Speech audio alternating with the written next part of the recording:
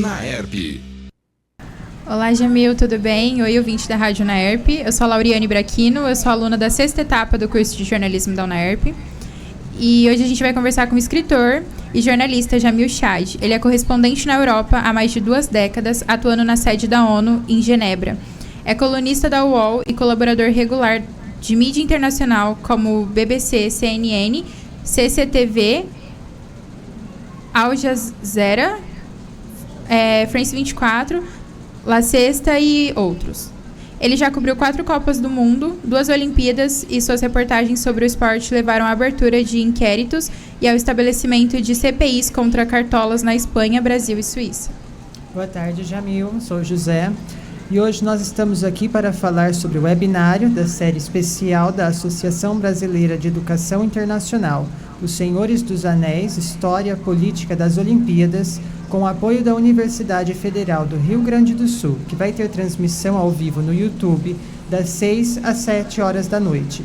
A série visa contribuir com a recuperação do Rio Grande do Sul das enchentes que afetaram o estado.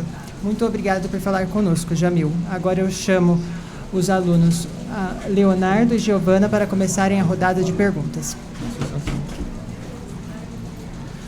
Boa tarde, Jamil. Meu nome é Leonardo. Eu queria saber, então, sobre esse projeto. O que é o projeto e como ele foi desenvolvido? Olha, meu caro, de fato tem toda uma mobilização para ajudar ainda o Rio Grande do Sul nessa recuperação que não é imediata e que vai exigir várias atividades em vários campos. Essa é uma delas, e por isso que ela também é uma atividade de contribuição para essa recuperação, para essa reconstrução do Rio Grande do Sul. Agora, no meu caso específico, o que nós vamos fazer é tentar conversar um pouco sobre a história política da Olimpíada. Eu moro na Suíça, estou falando com vocês a partir de Genebra, eu moro na Suíça, aqui na Suíça não é por acaso, depois a gente pode entrar nesse debate também, mas aqui estão as sedes das grandes associações e entidades esportivas no mundo. FIFA, UEFA, COI e tantas outras, muitas outras, do boxe, a FIBA, do basquete, do vôlei, enfim, todas as entidades esportivas estão aqui. Então acabou que nos últimos 25 anos eu acabei cobrindo muito essas entidades, cobrindo justamente as atividades dessas entidades e também os grandes eventos esportivos mundiais. Mas, estando aqui, o que eu descobri já, obviamente a gente sabe disso, mas eu digo com detalhes, é o envolvimento da política no esporte. E aquela historinha que a gente escuta de vez em quando, e sempre tem alguém que bate nessa tecla, que política e futebol, política e esporte não se misturam, etc., desconhece, obviamente, o funcionamento dessas entidades esportivas e a própria natureza do esporte, a própria natureza desses grandes eventos. E mesmo quando essas organizações internacionais decidem que não se pode fazer política num evento esportivo, essa decisão, por si só, ela é política. Jamil, boa tarde. Aqui quem fala é a Giovana Ravanelli. Eu gostaria de te perguntar sobre esse seu projeto, porque o tema ele é bastante curioso. Você fez o tema Os Senhores dos Anéis, História Política das Olimpíadas. E a minha pergunta é, como você fez, como foi esse trabalho para chegar na correlação dos 2 temas? Olha, antes de mais nada, pesquisa, né, que é o nosso fundamento. Isso não é minha opinião. Não se trata de, eu acho que isso aconteceu, ou eu acho que isso é a realidade. Não. O que eu fiz foi ir atrás justamente de documentos, de relatos, de jornais da época, isso desde 1896, para tentar entender o que é esse evento tão grande, tão espetacular que nós conhecemos, tão fascinante, que é a Olimpíada. Então, foi a partir de documentos, foi a partir de telegramas diplomáticos, foi a partir de relatos, foi a partir justamente de arquivos diplomáticos e de jornais da época que eu fui, ao longo de muitos anos, coletando todas essas informações que deixam, de uma forma explícita, que o envolvimento de governos na organização desses eventos, de como, para certos governos, era fundamental ganhar medalhas, não porque aquilo ali representava uma conquista daquele atleta, mas porque tinha um aspecto político muito claro para aquele governo, São muitas entrevistas também. Então, uma delas, por exemplo, em 2010, com o presidente da África do Sul, Thabo Mbeki, ex-presidente Thabo Mbeki, e eu me lembro, eu perguntando para ele justamente por que aquela Copa do Mundo na África do Sul naquele momento, e ele foi muito claro em me dizer: esse é um evento de política externa, esse não é um evento apenas esportivo, não é apenas um evento do futebol, daquela taça tão cobiçada que todos nós queremos, não.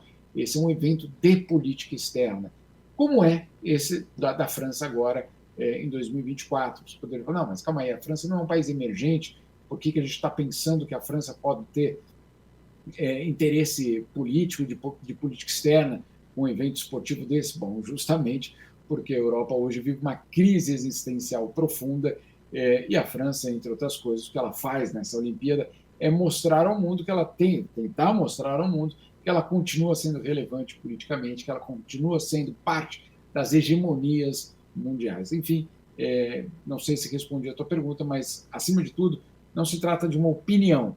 Isso é feito a partir de uma pesquisa que tampouco durou 3, 4 meses, são muitos anos, em cada um desses locais que eu ia justamente coletando informações, jornais e entrevistas em todas essas oportunidades que eu tive.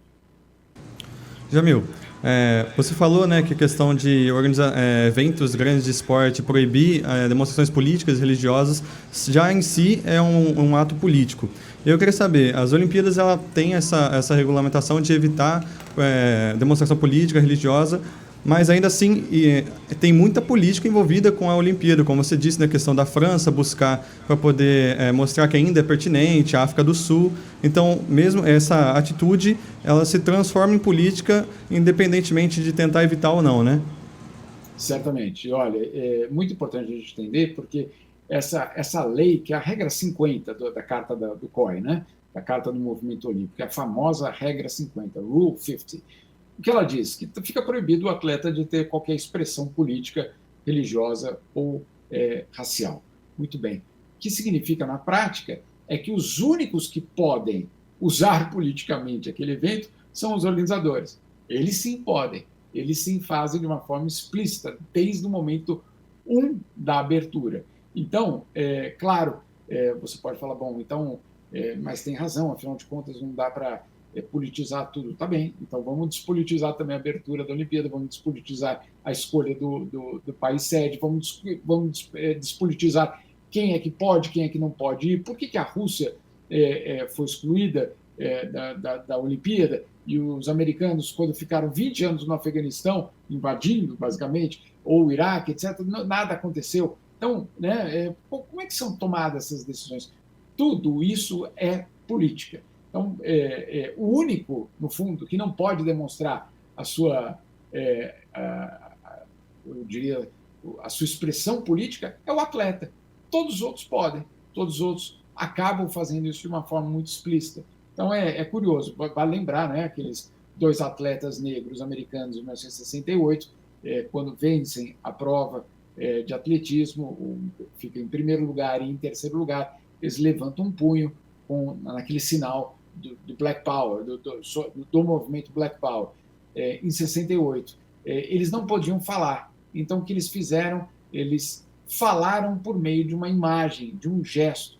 Fizeram o punho levantado e no pódio, se vocês forem olhar aquela foto que é icônica, naquela foto eles estão descalços, que é justamente para representar a dificuldade dos negros americanos em termos econômicos, ainda naquele momento. Quer dizer, isso obviamente perpassa todo o século XX, ou até digo, no século XXI, mas eles fazem aquele ato como uma manifestação. E o que acontece com eles? Eles são punidos. Eles são punidos. Nunca mais eles voltam a qualquer outro tipo de evento do COI.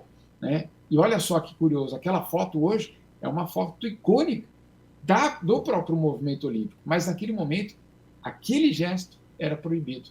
Aquele gesto que simplesmente demandava direitos iguais para negros e brancos nos Estados Unidos. Então, tudo isso aí faz parte da história, mas deixa muito claro o componente político deste evento. Um evento que proíbe aqueles 2 atletas de fazer aquele gesto por direitos humanos e, ao mesmo tempo, permite que o Hitler utilize a Olimpíada para promover uma ideologia absolutamente criminosa.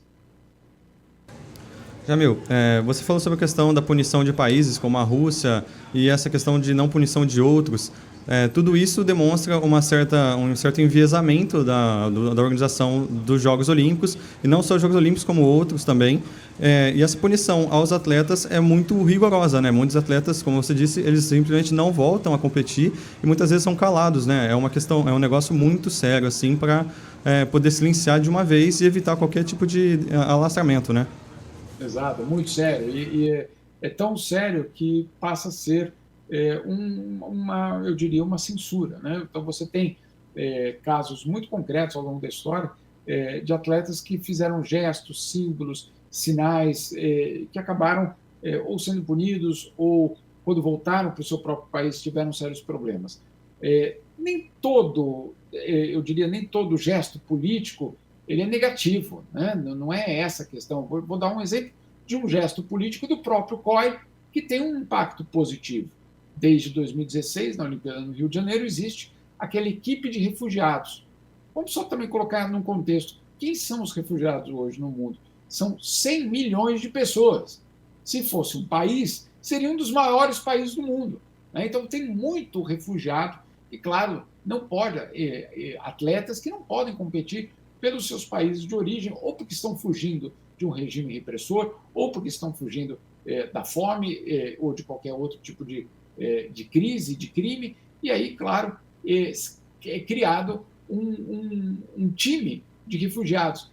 Esse é um ato político, entre outras coisas, porque diz o seguinte: o Estado-nação já não é suficiente para, vamos dizer assim, contemplar a situação internacional de hoje. Hoje você tem 100 milhões, na verdade, 114 milhões de pessoas nessa situação, que estão fora de seus países e muitas vezes não podem nem ter o próprio passaporte de seus países. Então, é uma história fascinante, porque ela envolve o que é o nosso cotidiano, que é política.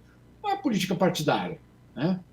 Para alguns, sim, até sim, não há crime nenhum nisso. Muito pelo contrário, é por essa via que a gente pode se expressar, que a gente pode ter um sistema civilizado do Estado de Direito. Agora, o que a gente está falando é política com P maiúsculo, ou seja, um comportamento ou uma atitude no que se refere aos direitos humanos e a tantos outros temas. Jamil, você comentou sobre essa questão dos refugiados e isso me fez pensar sobre a guerra Palestina e Israel, que está bastante em alta hoje em dia. Nessas Olimpíadas de 2024, nós tivemos alguns vídeos, inclusive, que viralizaram, que realmente as pessoas comentaram bastante sobre, porque durante as Olimpíadas, pessoas que estavam lá para torcer acabaram brigando por conta dessa questão. Eu queria te perguntar, ainda nesse viés da Palestina e de Israel, como que a gente pode garantir que as Olimpíadas sejam justas se, por exemplo, existem apenas 20 atletas palestinos disputando pelo país deles, enquanto tem países como os Estados Unidos, por exemplo, com 592 pessoas disputando, né, pelo país? Essa é na verdade, qual é o teu nome, perdão? Eu sou a Giovana. Giovana, essa é uma questão fundamental que mostra toda a hipocrisia, obviamente, de um movimento olímpico ou dos organismos internacionais que dizem que todos somos iguais, que todos os países têm um voto para o país, não no COI, no caso, mas na ONU, né, que todos temos o mesmo peso. Mentira. Vamos deixar claro que é uma grande mentira.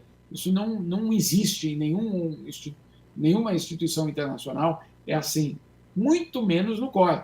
O COI, por muitas décadas, não só por anos, muitas décadas, era uma organização, acima de tudo, europeia, né? Com aristocratas europeus fazendo parte dos membros do Comitê Olímpico, né? Então, é um organismo, até hoje, muito concentrado na Europa, com monarcas e aristocratas ainda votando. Então, você tem ali o príncipe da Dinamarca, o príncipe de Mônaco, uma das princesas do Reino Unido, o príncipe da Holanda, e aí eu me pergunto, né, o príncipe de Luxemburgo, perdão, também é outro que é membro do COI, que vota, inclusive.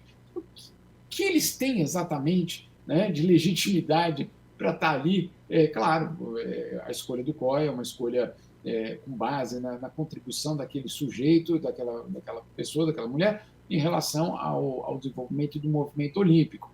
Mas, obviamente, que é muito longe de ser, de fato, um movimento universal, de fato, transformar isso numa situação de mais igualdade. Começa pelo próprio COI, né? Começa pelo próprio COI, que tem uma bancada, vamos dizer assim, europeia e aristocrata, e essa palavra não estou usando, fazendo, né, uma comparação ou usando de uma forma outra. Não, são aristocratas de fato, né? São reis, príncipes e princesas de fato que lá, cada vez que tem um congresso do COI, você chega lá e eles estão lá sentados. A princesa Anne do Reino Unido é uma delas, né? E pega o microfone, fala, vota, etc. Mas qual é exatamente a legitimidade deles? Então, isso, obviamente, é algo que ainda precisa ser consertado, que precisa ser, de uma forma muito profunda, revista. Vou te dar um outro exemplo.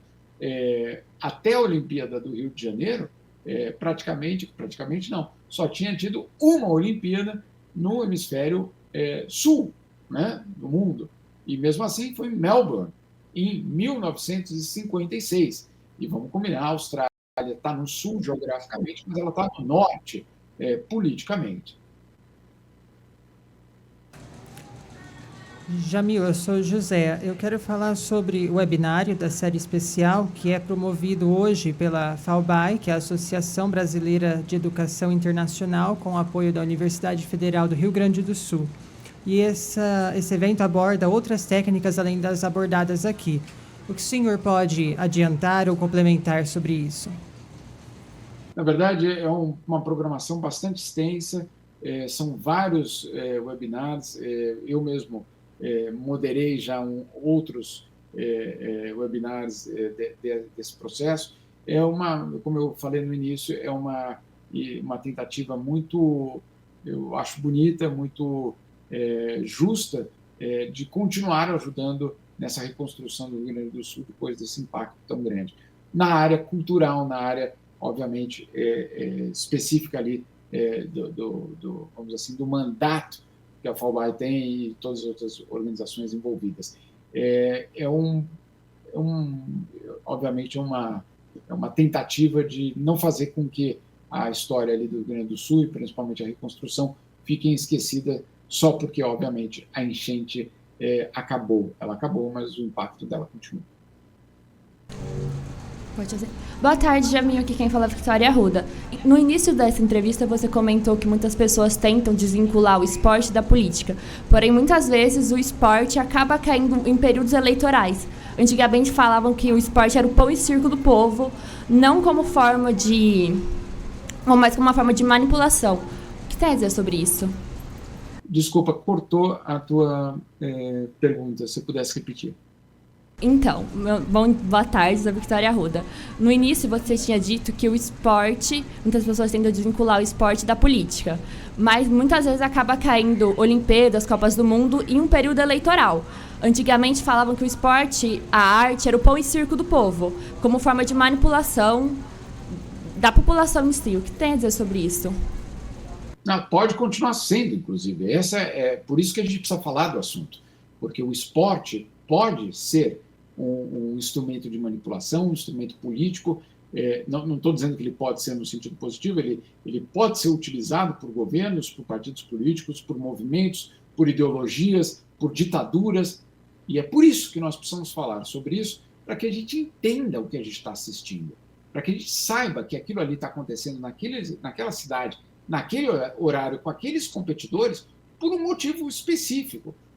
Na verdade, a gente precisa entender o que a gente está vendo, e da mesma forma que a gente cobra medalhas, que a gente torce, a gente precisa saber o que está politicamente por trás daquele evento. Por que é que ele acontece e por que é que ele tem esse impacto. Se a gente souber disso, se a gente criar essa consciência do impacto político desses eventos, a gente vai poder, primeiro, entender melhor o que a gente está assistindo. mas, acima de tudo, driblar ou, pelo menos, ser mais resiliente a uma eventual manipulação por parte de partidos políticos e de ditaduras. Então, falar sobre esse tema não é porque a gente não quer mais assistir à Olimpíada. Né? Eu escrevi um livro há 10 anos justamente sobre política propina no futebol, mostrando todas as mazelas, vamos dizer assim, do futebol. Muita gente me dizia, depois de ler o livro, já eu gostei muito do livro, etc., mas eu vou continuar assistindo futebol. Eu falei, eu também, óbvio que eu também. Óbvio que eu torço pelo meu São Paulo, óbvio que meus filhos vestem a camisa do time, óbvio que eu levo eles para o estádio, mas não é ser contra o evento esportivo, não é ser contra o futebol, não é ser contra a Olimpíada, mas é saber o que está acontecendo justamente para a gente não ser manipulado, como você acabou de colocar. Jamil, aqui é a Giovana novamente.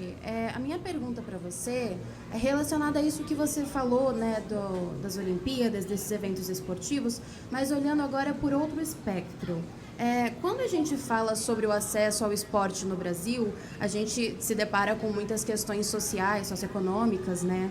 E eu queria te perguntar, na sua visão, como uma pessoa que tem uma história com as Olimpíadas, com a Copa do Mundo, você acredita que o acesso dessas pessoas com diferentes esportes, não só o futebol, né, que é bastante comum no Brasil, ela pode levar a uma influência da prática desses esportes, uma influência positiva nas pessoas também? Sem dúvida, sem dúvida. Não existe motivo para a gente pensar que esse evento, que esses eventos, que o esporte sejam apenas, vamos dizer assim, instrumentos de manipulação. Eles podem, e são em muitos casos, instrumento de inclusão, instrumento de conscientização, instrumento de politização, né? Eles podem ser tudo isso, e eles podem ser um reconhecimento justamente daquelas camadas menos favorecidas. Então, o esporte tem um poder muito grande. Cabe a nós reivindicar esse poder nele, ou essa instrumentalização, vamos dizer assim, nesse sentido, justamente para a gente, sabendo da dimensão que ele tem e sabendo da influência que ele tem, reverter esse poder que ele tem para o desenvolvimento humano, para os direitos humanos, para ideias progressistas que possam justamente ampliar direitos e não restringir direitos. Então, sim, o esporte pode fazer tudo isso. Mas, primeiro, a gente precisa decifrar o que ele é. Depois, a gente precisa decifrar o que as organizações internacionais fazem dele. E aí sim a gente pode atuar, porque a gente vai entender quem é que manipula, quem é que não manipula, quem é que assiste e quem é que, obviamente, torce e distorce aquele evento que a gente assiste. Ô Jamil, o Leonardo aqui. Você está como correspondente na Europa há mais de 2 décadas. Aí eu queria abrir um pouco mais o leque e falar sobre a questão da Venezuela, toda essa polêmica que está tendo a respeito das eleições e como que está essa repercussão aí na Europa, como você está vendo toda essa repercussão, e também falar sobre a questão da repercussão sobre os atletas venezuelanos, né? 33 pessoas estão na delegação venezuelana aí na Olimpíada e com certeza isso também deve estar reverberando neles, né? Certamente, certamente. Agora, tem uma história muito interessante da Europa com a Venezuela. A Europa adotou todas aquelas sanções que os americanos adotaram lá atrás, com Nicolás Maduro. Chegaram a reconhecer uma época o Juan Guaidó como presidente, autoproclamado presidente venezuelano. Depois, a própria Europa abandonou o Guaidó porque viu o absurdo que era aquela situação. Não funcionou, obviamente, para trazer democracia para a Venezuela. Na verdade, acabou reforçando, inclusive, o próprio Nicolás Maduro e todo o seu aparelho de repressão. E aí o que acontece na Europa? Começa uma guerra, no caso, a Ucrânia, a invasão da Rússia na Ucrânia. E a Rússia, ao fazer essa invasão, ela coloca a Europa num grande desafio, que é justamente o do abastecimento de energia. A Europa, que dependia do gás russo, precisa procurar outras fontes de energia. E aí alguém se lembra, Venezuela, né? Então a Venezuela volta a ser talvez aquele local onde a gente pode dialogar, não porque o Maduro não mudou, mas porque obviamente as necessidades da Europa eram outras. E aí o que nós vimos nos últimos, eu diria, 1 ano e meio, é a Europa começando a flertar de novo com o governo Maduro. inclusive com o encontro de Emmanuel Macron no corredor de um evento. Mas isso nunca é por acaso. No corredor de um evento, ele se encontra e se deixa filmar com Nicolás Maduro. E aí existe toda uma expectativa de que, ok, vamos fazer o seguinte, a gente precisa da Venezuela agora.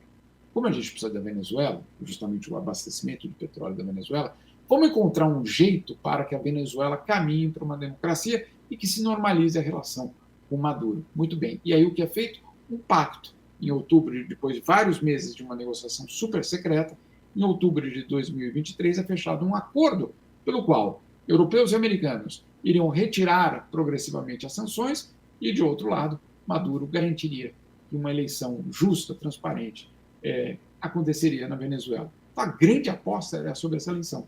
E o que acontece? Essa eleição não acontece da forma combinada, vamos dizer assim, ou esperada. E aí, claro, hoje, a Europa, não só a Europa, mas outros países também, inclusive o Brasil, vive um dilema. O que fazer com a crise venezuelana? Porque abandonar a Venezuela ou ampliar restrições sobre a Venezuela, a gente já viu que não funciona.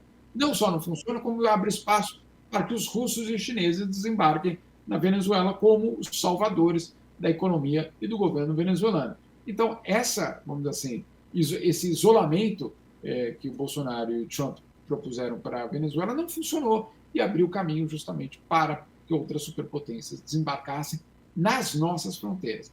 Essa opção não tem. Agora, qual a outra opção? E essa é a grande dificuldade. Chancelar, então, Maduro? Claro que não. Óbvio que não. Né? Vai exigir muita diplomacia, não só do Brasil, vai exigir muita diplomacia da região e de outros países para sair dessa crise. É uma crise muito grave. A Venezuela é um tema brasileiro, não adianta a gente dizer não tem nada a ver com a gente, vamos viver nossa vida. Não, a Venezuela tem uma maior fronteira com o Brasil, ela tem, na verdade, uma situação em que ela gerou 7 milhões de refugiados e imigrantes, para vocês terem uma ideia. No caso da Ucrânia, foram 6 milhões. Então, a Venezuela vai no ranking das crises migratórias no mundo, ela é superior e ela, obviamente, gera toda essa instabilidade no Brasil. O Brasil precisa atuar, um dilema muito grande dentro do governo, como fazer isso para tentar estabilizar. Não vai ser fácil. Jamil, e você cobriu 4 Copas do Mundo, já fez 2 Olimpíadas, e a gente viu que as suas reportagens levaram a inquéritos e CPIs, né, a respeito desses esportes, desses jogos. Eu queria te perguntar, na sua opinião, como uma pessoa que tem experiência na área, se você acredita que já alcançamos uma justiça dentro desses esportes, né, da Copa do Mundo e das Olimpíadas, e se não, o que você acredita que pode ser feito para a gente alcançar um equilíbrio? Não alcançamos. Na verdade, o que houve a partir daquelas prisões da FIFA, dos cartolas da FIFA, foi uma reorganização dos poderes internos para continuar mandando. Né?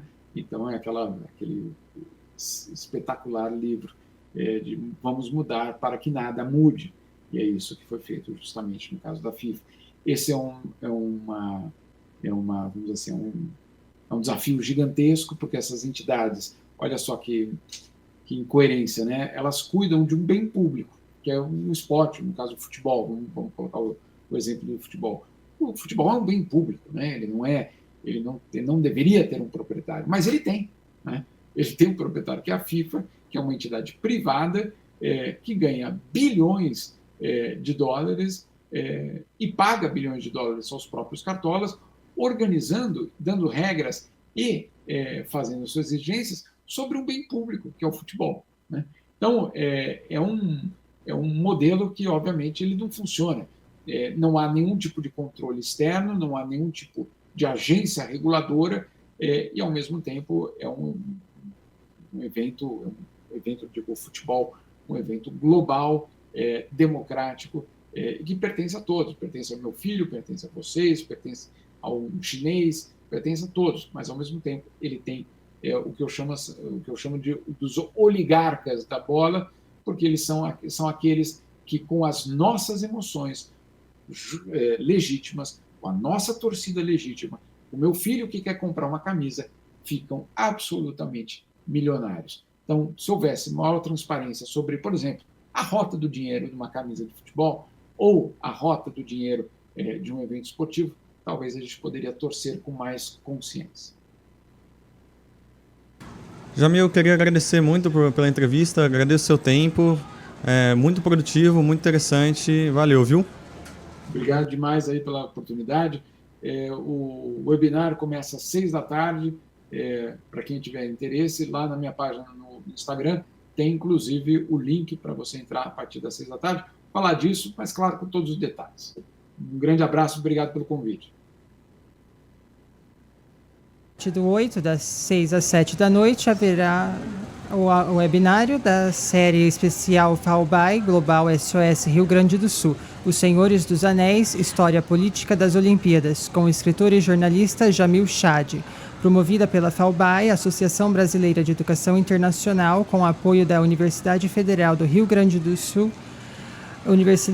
A série visa contribuir com esforços da recuperação do estado do Rio Grande do Sul. O webinário terá acesso livre no YouTube e toda a renda obtida será integralmente revertida para o atendimento à população gaúcha por meio da doação de alguma das entidades: Ação da Cidadania, CUFA, Central Única das Favelas, e Solidariedade aos Trabalhadores da Cultura do Rio Grande do Sul. Ok, os nossos alunos terão à disposição uma sala, a sala 3H, né, que tem um telão super bacana, né, foi preparada para isso, para acompanhar esse webinário, Senhores dos Anéis, História Política das Olimpíadas. Então ficam todos os nossos alunos convidados a estarem na 3H, sala 3H, né, e assistir confortavelmente esse webinário. E como nós percebemos aqui, por essa conversa, por esse bate-papo, é fundamental para o entendimento da relação entre o esporte, as Olimpíadas e a política, não é? Então, aberto o convite a todos. Agradecemos também a professora Vanessa Panico, que é da diretoria da FAUBAI, a Associação Brasileira de Educação Internacional, que nos encaminhou esse release e possibilitou, inclusive, contato com o jornalista e escritor Jamil Chad. Mais uma vez também agradecemos ao Jamil por disponibilizar esse tempo, por ficar conosco aqui neste momento. Um abraço a todos. Você acompanhou mais uma transmissão da Rádio UNAERP. Audiovisual, Andrei Violante. Assistência, Leonardo Rabelo e Gustavo Arsêncio. Coordenação, Gil Santiago.